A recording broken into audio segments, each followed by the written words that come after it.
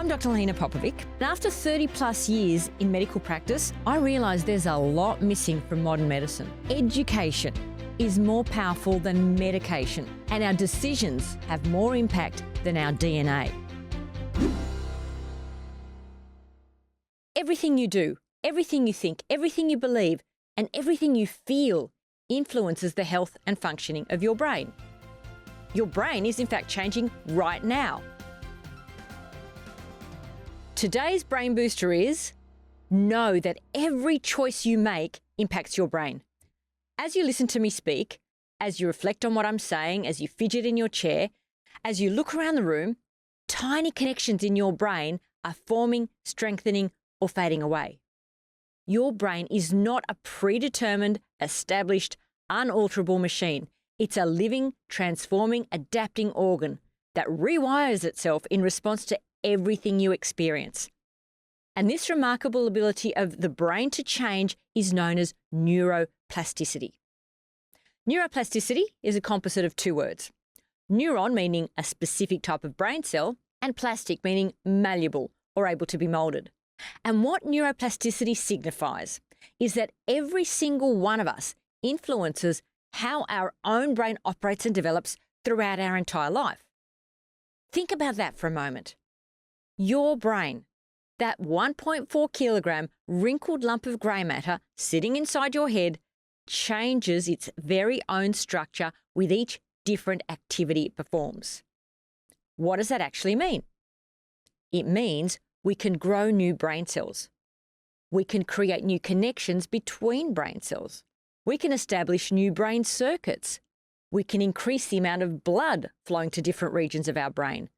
And our brain can even change which cells perform which functions. And that particular discovery has revolutionized the way we treat stroke, traumatic brain injury, cerebral palsy, and MS, multiple sclerosis. For example, when someone has a stroke and paralyzes one of their limbs, a therapy known as CIMT, which stands for Constraint-Induced Movement Therapy, can help them regain use of the paralyzed limb. And how it works is that a mitt, maybe a sling or a splint, is placed on the unaffected limb, the side of the body that was not damaged by the stroke, for most of the day. Usually it's 90% of waking hours. So the person is forced to use the paralyzed limb. And in the beginning, they might hardly be able to move the limb at all. So it might be as basic as the therapist placing a glass of water just a few millimeters in front of the paralyzed hand. And the person has to use all their concentration and effort to touch the glass. And they eventually do. And when they touch the glass, it's pushed another few millimeters away. And they have to try and touch it again. And every time the person touches the glass, it's moved further and further away. And gradually, the person is made to use the limb that was paralyzed for as much of their daily activities as they can. And that's interspersed with several hours each day of structured, task-specific training, which gets more and more challenging. The person also keeps a logbook of their progress. They've got to list the practical benefits of their intense rehab so they stay motivated when it becomes really tedious and repetitive. Because they have to see that the movements they're practicing over and over again are purposeful and necessary for them to regain their independence. And it is a slow and arduous process, no two ways about it. It takes many months. But if the person persists, they recover the use of their paralyzed limb.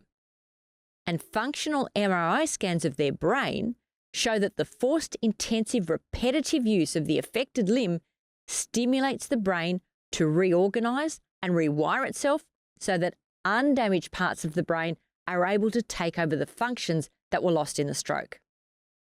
And what we see is that the area of the brain known as the motor cortex, and the part of the motor cortex that represents the affected limb, it increases in size and activation. You've no doubt heard the phrase, use it or lose it. Well, this is an example of train it and regain it. All the movements the person has been practicing have led to an expansion of the area of the brain dedicated to those movements. And this happens with any activity. If we practice something over and over, the parts of the brain involved in that activity enlarge. If you look at the brain of a violinist, for example, the area dedicated to fine finger movements is larger than in the brain of a non-violinist. Another example is London taxi drivers have larger hippocampi. The hippocampus, plural hippocampi because we have one on each side of our brain, is an area of the brain responsible for spatial memory and navigation. And London taxi drivers have bigger hippocampi because their extensive training to navigate the city's complex streets has physically altered their brain. Constant, intensive use of their spatial memory causes structural changes, most notably in the right posterior hippocampus, and the changes are directly linked to their years of study and their driving experience. This is the basis of the old adage, practice makes perfect. The more you do something, the more your brain changes to facilitate you accomplishing the task more effectively. That's why it becomes easier. So that's one example of neuroplasticity with repeated practice. Areas of our brain enlarge. There is also an upsurge in brain growth factors. Now, a brain growth factor is a chemical that supports the survival and growth of neurons. And also, it supports the formation of connections between them. And one such chemical, which you'll hear a lot more about in future episodes because it is fundamental to neuroplasticity, i.e., to the growth of new brain cells and new connections, is BDNF, which stands for brain-derived neurotrophic factor. Now, let me just pause for a moment to clarify some terms. Neurons, also called nerve cells, are the cells in our brain and also throughout our body that send and receive messages to and from each other within the brain and to and from the body. And the junction between two neurons, where one sends a signal to the other, is called a synapse. And a synapse is a microscopic gap that allows chemical messengers called neurotransmitters to transmit instructions from one neuron to another. I also mentioned the term motor cortex. Cortex just means the outer layer of an organ. So the cerebral cortex, also known as our grey matter, refers to the outer layer of our brain. It's only about 2 to 5 millimeters thick, but it makes up about 2/3 of the brain's total mass because it's folded and crumpled to increase its surface area. And it's called grey matter because of its greyish pink colour when examined in the lab. So the motor cortex is the outer layer of the brain responsible for movement. The visual cortex refers to regions of the cerebral cortex involved in visual functions. You get the idea. And CIMT, or any intense training, leads to an increase in the size of the cerebral cortex involved in that task, and in an increase in the number of neurons and their connections. CIMT also promotes the regrowth of nerve cell branches, which are essential for effective communication between neurons. And a fourth effect of CIMT is to stimulate the formation of new blood vessels, a process known as angiogenesis. Whenever you hear the suffix genesis, it means the new growth of something. And angiogenesis, the growth of new blood cells, is a key part of the healing process by providing oxygen and nutrients to injured areas. Without new blood vessels, you can't have new neurons because they rely on a good blood supply for their survival. And all these processes that come about from CIMT or playing the violin or becoming a London taxi driver constitute what is known as rewiring the brain. They are the mechanisms of neuroplasticity. And the message in all this is that the brain you wake up with tomorrow will not be exactly the same as the brain you have today. Because as I said at the beginning of this podcast, every thought, every habit, every experience, and every choice, each one leaves a physical impact on your brain's structure and function. So our daily choices shape our brain for better or for worse. Use it or lose it, train it and gain it, or regain it in the case of a stroke or traumatic brain injury. Every moment is an opportunity to build a better brain. When you choose to move, learn, rest, connect, and think positively, you're investing in a stronger, sharper, more resilient mind. So your call to action for this week's Brain Booster is to be deliberate about your choices. To remember, the more often you do something, whether it's a good habit or a bad habit, the stronger you're making the pathways in your brain that support that habit. So if it's a bad habit, it becomes harder to break. And if it's a good habit, it becomes easier to do. Neuroplasticity can work for us or against us. So make neuroplasticity work for you. Today's health headline is: humans don't like facing their fears, and this gets in the way of healing. Many years ago, I was catching a train in Portugal from Lisbon to Faro to do some adventuring on the Algarve coast. Now, because I had a rather large suitcase, it took considerable effort to get it up the steps of the train. So as soon as I managed to drag it into a carriage, I sat down in the first available seat. Within a minute, another passenger got on and politely informed me that I was in their seat. I hadn't noticed that the seats were numbered and I hadn't checked my ticket.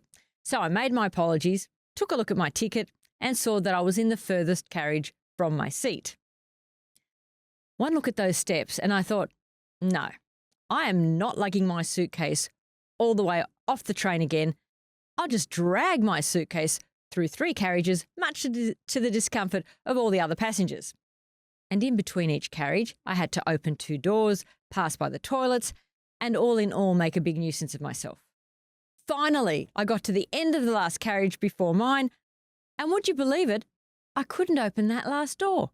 It was stuck. It wouldn't budge.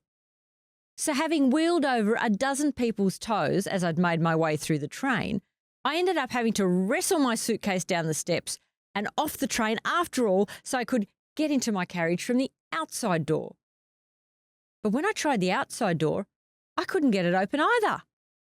I'm there pulling, pushing, banging, twisting, and nothing is happening with this door. By this stage, the platform attendant had blown the whistle that the train was about to depart. So I threw my suitcase back up the steps of the previous carriage and barely made it onto the train again before it started to move.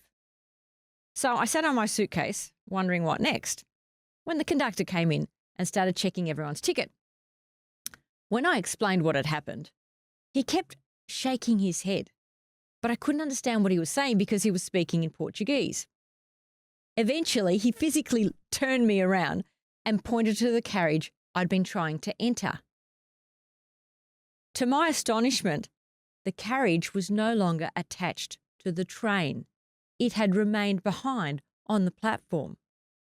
It turns out I had misinterpreted the numbering of the carriages, and the carriage I was in was in fact my carriage.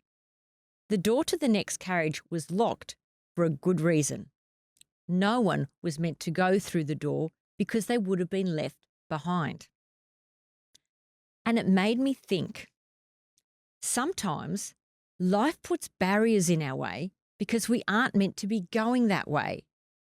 And sometimes, as noted by Alexander Graham Bell, we're so focused on the door that's closed, we miss seeing the door that's open.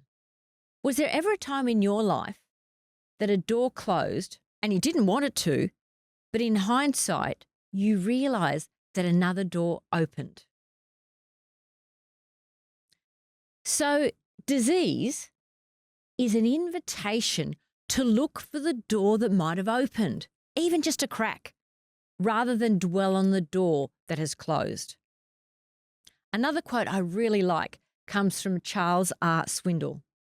We are all faced with a series of great opportunities, brilliantly disguised as impossible situations. And that's a really empowering way to view disease, as an opportunity to work in cooperation with life and not in conflict with life. Because remember from the first podcast episode, the underlying cause of all diseases is conflict. And this entails us pausing when we encounter illness and asking ourselves, so what now? Where to from here? And when we ask the question, what now? We need to listen with our body, our heart, and our soul for the answer. Because sometimes disease is the body calling out to us. give me some rest, feed me better, or take me out for a walk. Sometimes disease is the heart calling out to us. Forgive me, fulfill me, fire me up. And sometimes disease is the soul calling out to us. Hear me, know me, allow me to guide you, however you define soul or human spirit. And when we ask ourselves, what part of me is calling out to me? The answer always comes. But we live such fast-paced, frantic, furious lives. It's like we're going, bzzz. How are we supposed to hear anything with all that racket? Especially the faint whisper of our intuition. And even if we pause for a moment, whether it's through meditation, mindfulness, a stroll in nature, or just keeping still, we don't always want to hear the answer because it might entail us doing something we don't want to do. Let's take a really simple example. You wake up on Monday morning with a head cold, a runny nose, and barely enough energy to pick up your toothbrush. And you know that what you really need is to stay in bed. You've done a COVID test and it's negative, but whatever you've got, you feel lousy. However, there's a pile of work at the office. You don't want to get behind. It's not the kind of work you can do from home, and you don't want to let down your colleagues and co-workers. So you drag yourself into work. That's an example of closing the door. Walking through the doorway and working with your body would have entailed staying home to allow healing. Now, I'm not making a judgment call here about what's the right course of action in any given situation. But if we want to let healing happen, then listening to our bodies, our inner voice, our intuition is the way to go. The problem with following our inner guidance is that it comes with a price. And often that price is having to face our fears. And for some reason, we don't seem to like facing our fears. In this particular case, it might be fear of criticism from the boss or co-workers, or fear of losing your job in a cutthroat market, or fear of getting down on yourself. Bobby Darin, musician, singer, actor, dream lover fame, he makes a poignant observation about fear which relates to his own life. He was recorded as saying, "There is nothing wrong with being afraid, but there is nothing more wrong than allowing that fear to be your master." Darren actually had a fascinating life. He was really frail and sickly as a baby, and beginning at the age of 8, he was stricken with recurring bouts of rheumatic fever, which left him with a seriously weakened heart. He was a child in hospital. He overheard a doctor telling his mother he'd be lucky to reach the age of 16. What a horrific thing for a child to hear. But ever since then, he said he lived with the constant fear that his life might be cut short. And it was that very fear, along with the poverty he was born into, that motivated him to go for everything he wanted in life. He died at the age of 37, a few decades after that prediction, and it was after 6 hours of surgery on his heart. But what amazing accomplishments in music and acting in such a short life. So the message is that illness and fear don't have to cripple us. In fact, disease can sometimes give us the permission we didn't realize we needed to give ourselves. Permission to look after ourselves instead of looking after everyone else, or to finally pursue something we've been putting off that really matters to us. This is not about becoming selfish. It's about realizing that self-nurture is what makes us all the more able to nurture and help others. Okay, what about a more complex example than our Monday morning? Let's say you've developed chronic back pain, which seems to be getting worse. You've seen the doctor, physiotherapist, chiropractor, naturopath, homeopath, osteopath, kinesiologist, acupuncturist, massage therapist, even the Reiki master, but nothing has worked. At the same time, something's bothering you about your intimate relationship, but you just don't want to go there. It's fine enough as it is. I mean, it's not as if your partner's beating you up or anything. But every so often, an issue pops up that really unnerves you. Is the back pain related to the anxiety caused by the relationship issue? I don't know.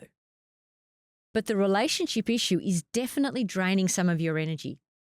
And maybe that's energy you need for healing your back. What will you do? Walking through the doorway would entail addressing the relationship issue and maybe having to face your fears around confrontation, conflict, even abandonment. But it might also lead to your back pain dissolving. Maintaining the status quo means staying in our comfort zone, even when it gets uncomfortable, because we don't like causing ripples. The more I think about it, the more I realize my comfort zone is not comfortable. Comfort zones are habit zones, not comfort zones. And habits give us the illusion of comfort because we do them on autopilot. So back to our back example. The voice of your intuition is that icky sensation that arises in your body whenever you're confronted by the relationship issue. If you maintain the status quo, that is, close the door, it means you don't have to muster up the courage and energy to deal with a troubling situation. But if you were to step through the doorway and speak to your partner about the issue, it might just restore the energy you're challenging into tolerating the situation and allow your back to heal.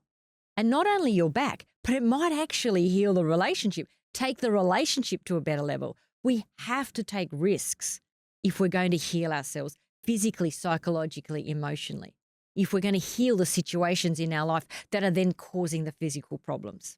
See, we have countless small things in our lives that pop up and niggle us.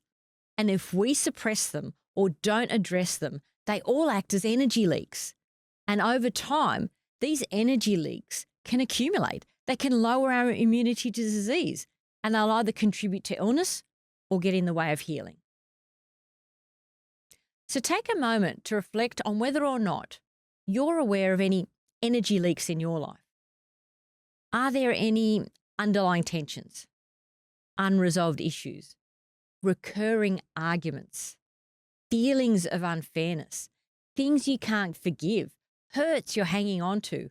Could they slowly be eroding your health and resilience? Physical, psychological, or emotional? Or could they be getting in the way of healing? While that question is bubbling away in the back of your mind, let's turn to what's missing from modern medicine. And what's missing is an understanding of the true nature of healing and the need to change our inner state, not just our outer state, if we want lasting reversal of disease. Because healing is not the same as eliminating symptoms or even removing a disease. Surgery or chemo or radiotherapy can remove a cancer. But if a person is in the same state of being, physical, psychological, or emotional, that led to the cancer will return. Or some other disease will take its place. Maybe not immediately, maybe not for several years, but re-emerge it will. Now, cancer can be life-threatening, and it shakes people to their core. So they do often evaluate their lives, their values, what's truly important to them. Many cancer patients say they are not the same person they were before the cancer, and that was essential to their healing process. And I'd argue it's the inner changes, the shift in belief systems, the reprioritizations, the search for answers. That's what keeps the cancer away. That's what will keep it away after the surgery, chemo, or radiotherapy have done their job. Because physical interventions can cut out tumours and kill cancer cells, but they won't keep them away if the same factors that brought them on are still at play. And once again, as I mentioned in the first podcast episode, this is not about blaming the patient for their disease. The speed of our lives is inherently health eroding. Traumas that remain buried can express themselves as bodily ill health later in life. There's so much going on that we aren't consciously aware of that impacts our physical and mental well-being. So it isn't about blaming a person for their condition. It's about creating a safe space for them to explore the link between their inner and outer life. That's the start of true healing. So, how am I defining healing? Healing is a journey or a process where we move from a state of decline in our energy, a decline in our life force and self-expression, towards a state of growth in our life force and self-expression. Healing is moving from a state of contraction to a state of expansion. Healing is moving towards greater aliveness, freedom, and personal power. Healing is recognizing and experiencing ourselves as whole and complete. Healing is accepting and embracing every part of ourselves unconditionally. Healing is being at peace with ourselves and with life. And healing is the foundation on which cure of disease and restoration of health are possible. Because the body has the intrinsic capacity to heal if we let it. Voltaire cleverly observed that the art of medicine consists of amusing the patient while nature cures the disease. When we sustain, a cut, a bruise, a broken bone, the body does the healing. Every day we see the bruise fading and the cut closing over without our conscious intervention. The body forms the scab. The body reconnects our bone tissue. Now, medical intervention can support the body in the healing process, say by putting the limb in a plaster to stop it from moving, or holding the skin together with stitches. But the plaster eventually comes off and the stitches get removed or dissolve, which brings me to what I suggested in my first podcast. The role of modern medicine is to keep us alive long enough to allow us to heal. And I will keep emphasizing the word allow. It's a process of allowing, not fighting. And I'll expand on this in the next podcast episode. Modern medicine patches us up so we can get back out onto the battlefield of life. Instead of asking, why make life a battlefield, a battle in the first place? And today's weather report comes from Dawn in Auckland, New Zealand. I'd like to know whether a person can really die of a broken heart. I've heard of several cases in which one person in a loving marriage died, and very soon after their partner also passed away. Thank you for that question, Dawn. Yes, you can die of a broken heart. It was actually first described in Japan in 1990, and it was named Takotsubo cardiomyopathy. Why that name? Cardiomyopathy refers to any disease of the heart muscle. Cardio denotes heart, and myo, M-Y-O, indicates something to do with our muscles. And the suffix pathy, P-A-T-H-Y, means disease or disorder. So, for example, neuropathy means a disease of the nerves. Arthropathy refers to disease of a joint. Retinopathy means disease of the retina of the eye. With respect to cardiomyopathy, there are various causes. So it's not just the broken heart syndrome. Other causes of cardiomyopathy would be viral infections, chronic alcohol use, side effects of some types of cancer chemotherapy, or even uncontrollable fast heart rhythms. In the case of Takotsubo cardiomyopathy, there's a weakening of the heart's main pumping chamber, which is called the left ventricle. And the word Takotsubo comes from the name of an octopus trap used by Japanese fishermen, because when someone develops Takotsubo cardiomyopathy, the left ventricle of their heart develops a narrow neck and a distended round base, making it look like an octopus pot.